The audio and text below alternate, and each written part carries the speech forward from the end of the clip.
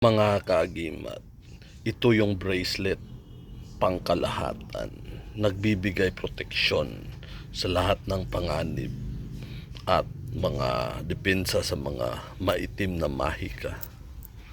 Mga demonyo at masamang spirito sa paligid ay masusulawan sa iyo kapag suot mo ito.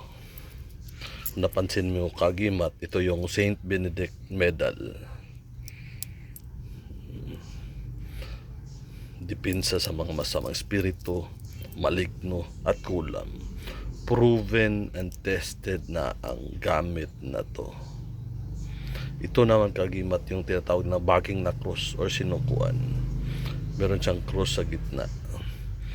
Maraming mga antingeros ang may dala nito at suot-suot nila palagi. Depensa sa sarili para hindi ka ibuli ng mga tao at hindi ka nila saktan o gawa ng masama. Para ang mga tao re-respeto sa iyo.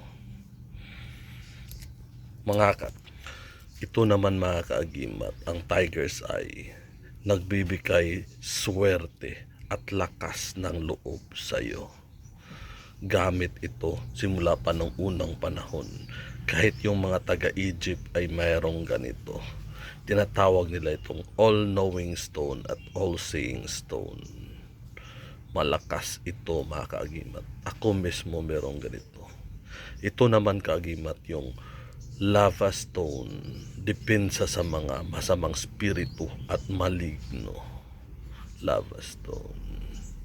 Ito naman kaagimat ay ito yung beads na to is bato na turquoise. Pampaswerte. At ito yung libon na bagakay. Binutasan lang natin sa gitna mga kaagimat. Depensa to sa mga kulam at kabal at kunat ito. Sinasangkap ito ng mga antingeros sa depensa sa mga balat kahit na anumang patalim para hindi ka tablan. Yung iba, hindi puputok ang baril nito. Depende sa mga ritual pagkakagawa.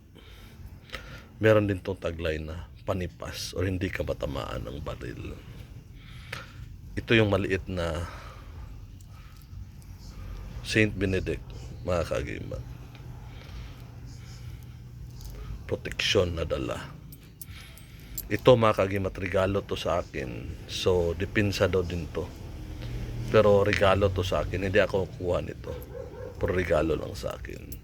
So mga kaagimat, ito yung bracelet na pangkalahatang gamit. Depensa, mayroong pampaswerte, depensa sa mga tao at mga masamang spirito.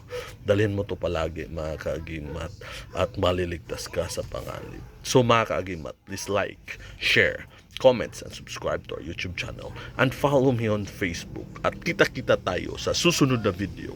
Ako ang iyong kaagimat na si Paraon.